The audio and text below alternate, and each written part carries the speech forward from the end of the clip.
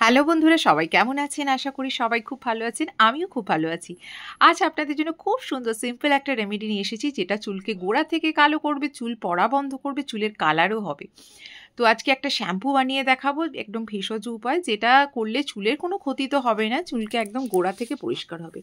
অনেক সময় সময়ের অভাবে আমরা অনেক কিছু মাথার মধ্যে করতে পারি না, কিন্তু শ্যাম্পু তো আমাদের করতেই হয়।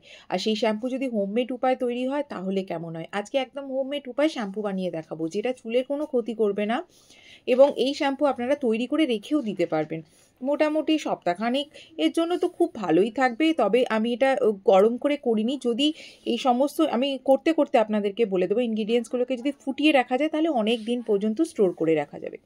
তো সবার প্রথম আমি হলুদকে একটু চারকোল করে নিয়েছি, যেহেতু আমি বলেছি চুলকে কালারও করে দেখাবো, সেই জন্য আজকের আমি ডাইরেক্ট হলুদ না দিয়ে হলুদটাকে একটু চারকোল করে নিয়েছি। আর হলুদ চারকোল করা তো এমন কিছু ব্যাপার নয়, হলুদটাকে নিয়ে লোহার কড়াইতে খুব ভালো করে গরম করতে হবে। কিছুক্ষণের মধ্যেই এই হলুদটা পুরো জ্বলে যাবে এবং পুরো এটা কালো চারকোলে পরিণত হবে।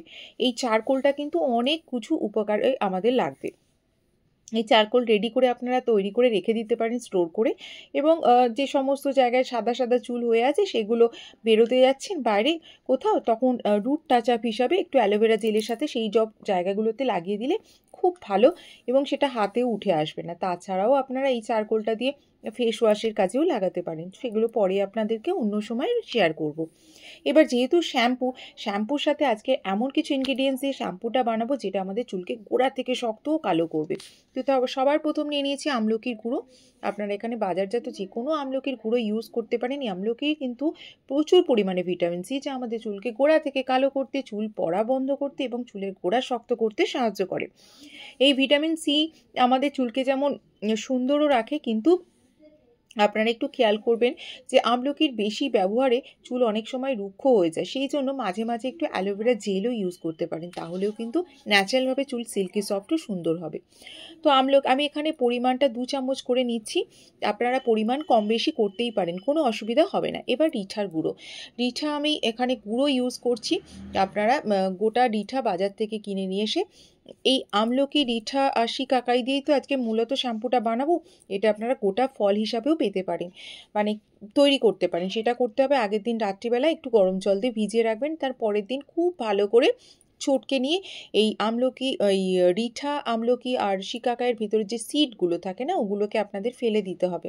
এবার দিচ্ছি শিকাকাইয়ের গুঁড়ো, আর ফেলে দিয়ে খুব ভালো করে চটকে নিতে হবে, নিয়ে তারপরে মিক্সিতে দিয়ে খুব ভালো করে একটা মিহি পেস্ট তৈরি করতে হবে।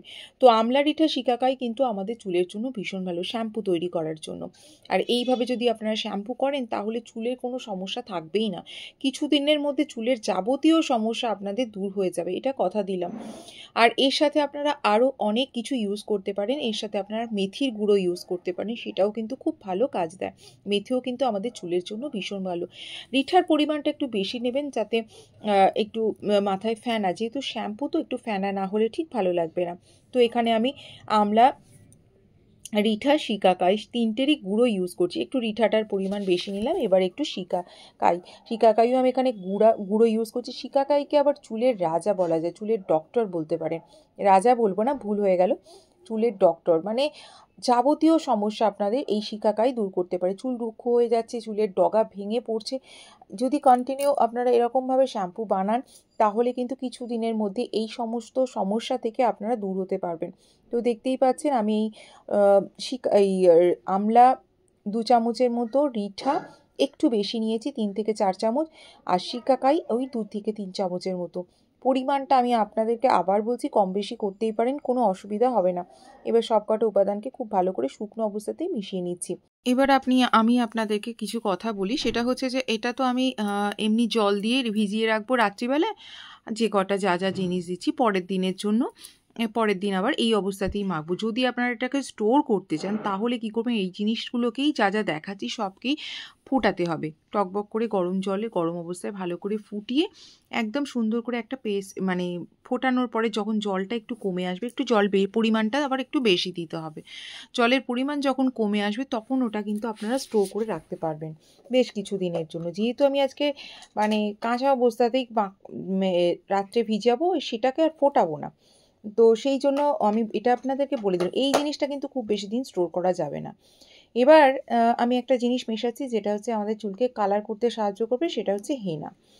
হেনা কিন্তু ইনস্ট্যান্ট চুলকে কালার করতে সাহায্য করে। বন্ধুরা, এই যে আমি আজকে যেটা দেখালাম, এটা একবার অন্তত করে দেখুন, এত ভালো এটা। চুল হেনা করার সাথে সাথে যেমন চুল লাল হয়ে যায় এবং চুল একদম অরেঞ্জ কালার, যেটা দেখতে মোটেই ভালো লাগে না, সেক্ষেত্রে আপনারা যদি এইভাবে হেনা করেন সেটাও কিন্তু খুব ভালো হবে এবং চুল কিন্তু ওই টকটকে অরেঞ্জ কালার আসবে না। এইটুকু আমি আপনাদেরকে কথা দিয়ে বললাম। তো হেনার পরিমাণও আমি একটু কম বেশি করে নিতে পারেন, কোনো অসুবিধা নেই। আমি 3 থেকে 4 চামচের মতো হেনা নিলাম। এবার এই সব কটা উপাদানকে খুব ভালো করে শুকনো অবস্থাতেই মিশিয়ে নিচ্ছি। এখানে যে চারকোলটা ইউজ করেছি সেটাও আমাদের চুলের জন্য ভীষণ ভালো। আর একটা কথা আমি বলতে ভুলে গেছি, আবার বলে দিই, সেটা হচ্ছে এটা লোহার কড়াইতে সব থেকে ভালো হবে, কারণ লোহার কড়াইয়ের মধ্যে থাকে প্রচুর পরিমাণে আয়রন, যেটা আমাদের চুলকে কালো করতে, গোড়াকে শক্ত করতে সাহায্য করবে। তো আমি সব উপাদানকে ভালো করে মিশিয়ে নিয়েছি। এবার জল দেবো। জলটা আপনারা যে জল দিয়ে খান সেই জলই ইউজ করবেন, তা না হলে কিন্তু এই শ্যাম্পুটা ভালো হবে না।